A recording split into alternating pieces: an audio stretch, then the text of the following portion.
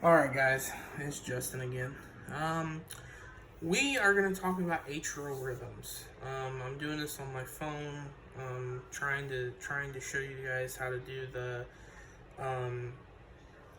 measurements, and basically it helps me be able to pull a close up of everything as we're doing it. So it is kind of shoddy, but you will be able to see everything that I'm talking about at the end of this.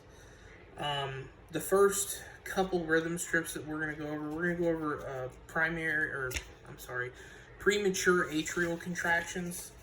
I'm going to show you a couple strips of AFib and A-flutter. And then I'm going to show you what 2-to-1 fast flutter looks like. And I'm going to show you what wandering atrial pacemaker, multifocal atrial tach, and WPW look like. Those are all types of atrial arrhythmias. So we're going to start off with the PAC first. So when you're looking at this rhythm, earlier I talked about 3 beats before and 3 beats after. There's 3 beats after this. So what I want to concentrate on here, this is the whole strip, okay? But what I want to concentrate on here is I want to know that these R to R's are regular, okay? I want to know that these are regular R to R's, because if they are regular R to R's, then that means that the entire strip isn't irregular, just this beat is, okay?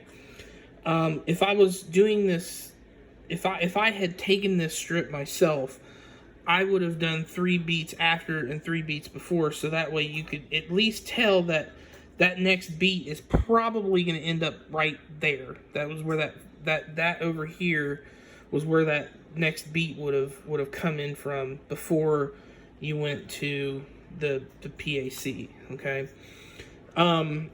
So one of the things that, people often misconstrued PACs for is AFib. And the biggest difference between AFib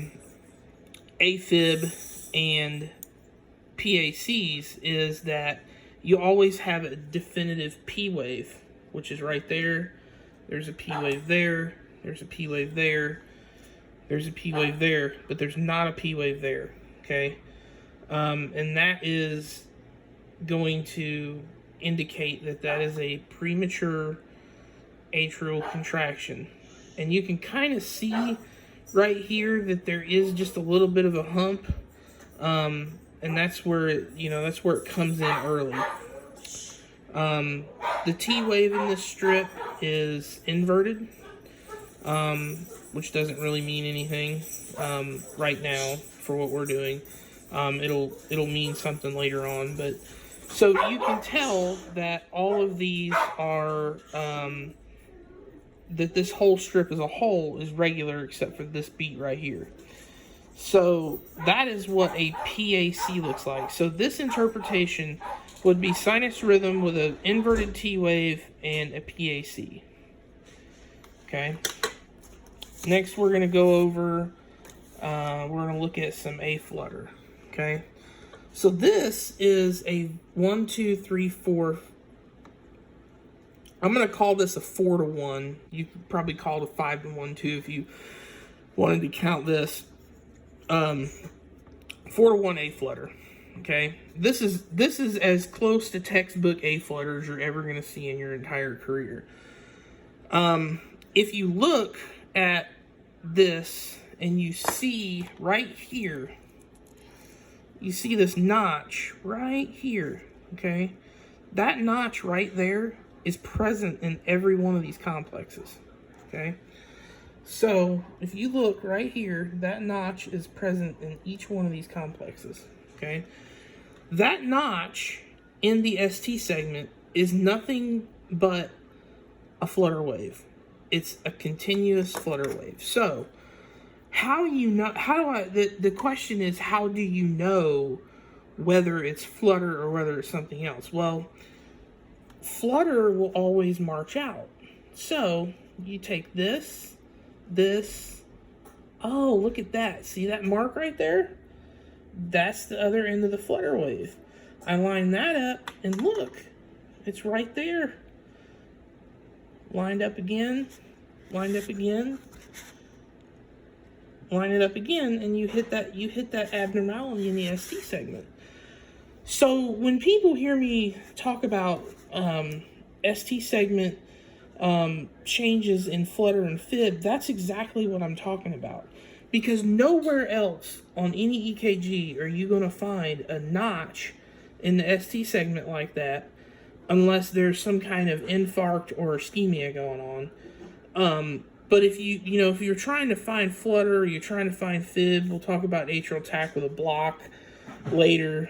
That is one of the ways that you can tell. Also, with third degree heart block, sometimes you will find a little notch in the ST segment, and that actually ends up being a P wave.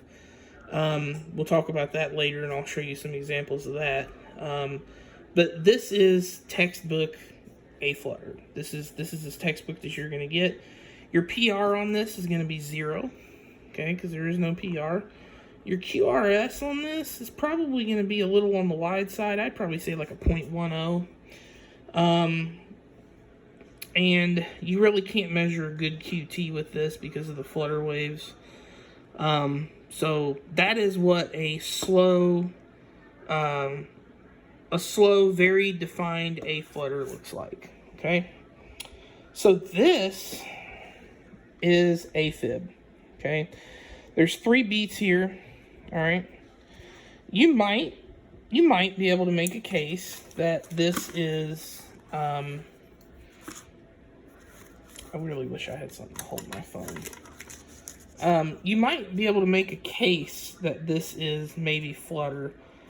And, if I do, it's something that, I missed, my bad. But, you might be able to make a case. And it looks like it is flutter, okay?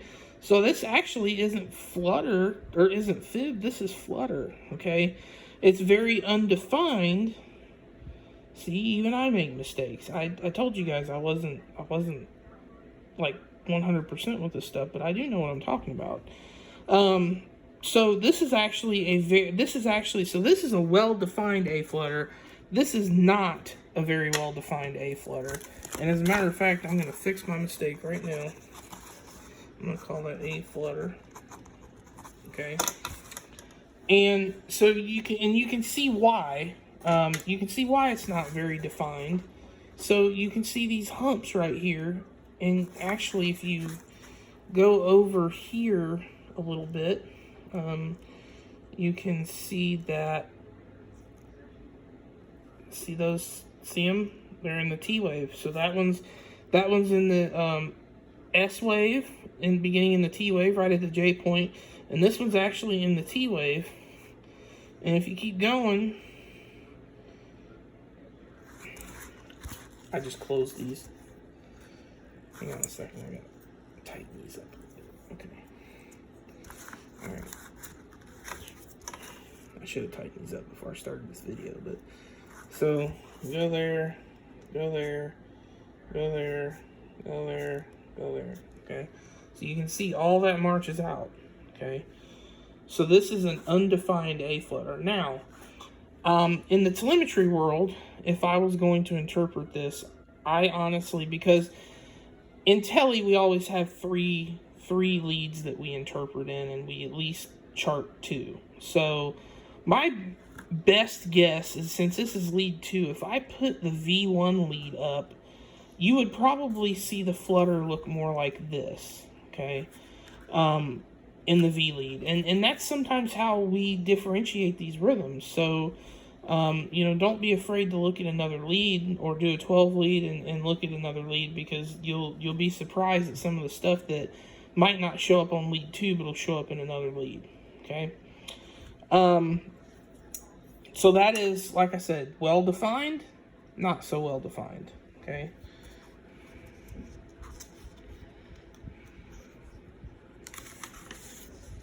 Okay, so this is going to be a 2-to-1 A flutter. Okay. One of the biggest things that you will see, and I'm trying to find a atrial tach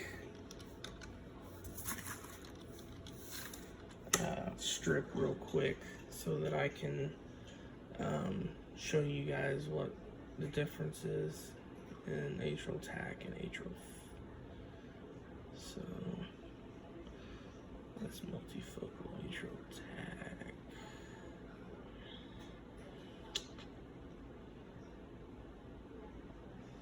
This is why I wish that I still had my preceptor packet when I was a teletech. I had an entire preceptor packet of stuff that I would show people that was actually real life. So one of the biggest things is knowing. So this is if you see, this is 2-to-1 A flutter. This is atrial tachycardia, and actually I like how they did this because you can actually see the P wave in there. The P wave is that little tiny notch that you can barely see. Okay, so if you see that notch there, okay, that notch right there by my finger, my little pointer finger, okay, and you come here and you look at this one, you can see that there's a very well defined T wave, a slope QRST. Slope QRST. You look in there, there is no humps whatsoever. There's nothing there. It's smooth. Okay. 9 times out of 10, you're going to be able to march these out just like I just showed you a little bit ago. Okay. So if you see this, you watch this. Okay. You're going to be able to march these out just like that. Okay, and that is probably going to be, that I know that is a 2-to-1 flutter, and it can often be confused for an SVT, but if you look at the strip itself and you see there is no hump in that strip like there is in that one right there. Okay. That's a pretty well-defined strip.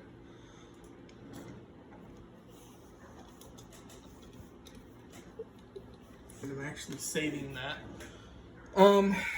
So the next set of stuff that we'll look at is wandering atrial pacemaker. Okay, and wandering atrial pacemaker can actually be confused for atrial fib as well, because if you look at this, it looks like AFib just at a glance. But if you look at this, you see there's different P waves right here, right here, right here. Then there might even there's still a P wave in there, but it's very ill defined. So like right here, you can see there's a little bit of a P wave. P wave, P wave, P wave, P wave. What the definition of wandering atrial pacemaker is wandering atrial pacemaker's definition is that it can be either regular or irregular, but it has up to 3, there can't be any more, 3 different shaped P waves. Okay, so there's your 1 shaped P wave, there's your 2 shaped P wave, there's your 3 shaped P wave. Okay, this is all just baseline artifact right here. Okay, I know you might confuse that, but that's all baseline artifact. Okay, and you can see that what happened here probably is, if you look at the morphology of the QRS, which this is something that I think that a lot of people need to look at. If you look at the difference between these QRSs, you notice that there's a difference, right? There's a notch in this one. I cannot tell you for likelihood because I don't know this patient's history or what they were doing prior to this, but I can tell you that there is a high likelihood that Okay, sorry. This ended up, I ended up pausing the video for a minute. So we were talking about wandering atrial pacemaker. And like I said, you know, a wandering atrial pacemaker is 3 different shaped, different sized P waves. Okay. And that is, I mean, if you look in the book, there's a couple of really good examples, but that is what, this is the quintessential of what wandering atrial pacemaker is. Now, the equivalent to this, the tacky side of this, is what we call, good Lord, okay, is what we call MAT, or multifocal atrial tachycardia. Okay, MAT, you can actually see there's a there's a P wave, that's a P wave, that is a P wave right there, and so is that, and that, and that. Okay, now these are very different morphologies of P waves, which is why this is multifocal atrial tachycardia and not AFib. Okay, these are also commonly confused for AFib, but they're not. Sometimes you can have P waves in AFib, but most of the time you won't. Moving on, I heard you. 1 minute. Moving on, we're going to look at Wolff-Parkinson-White syndrome, which is going to be a differentiation of sinus. So if you look at this, the difference between this and a normal sinus rhythm is the sloping up of the R wave. You don't usually see that, okay? So you're sloping up. And a lot of these people will end up in atrial tach or SVT if they any kind of atrial preexcitation syndrome. You'll see these guys get tachy very quick, and then they'll go out of it. And the telltale sign is how this goes straight up and then back down, and it slopes up. So normal sinus rhythm, see if I can find one. A normal sinus rhythm that you would see does not slope up like that. It slopes up. That's what makes this WPW. Again, you don't see that slope there. It's a straight line up and down over. Okay, so that is WPW. If you have any questions, post them in the comments, and I will get back with you on that later on. If you need help, I will be available. Just let me know if you need, like I said, if you need some clarification on any of these. Next, we'll probably talk about ventricular rhythms. Take care.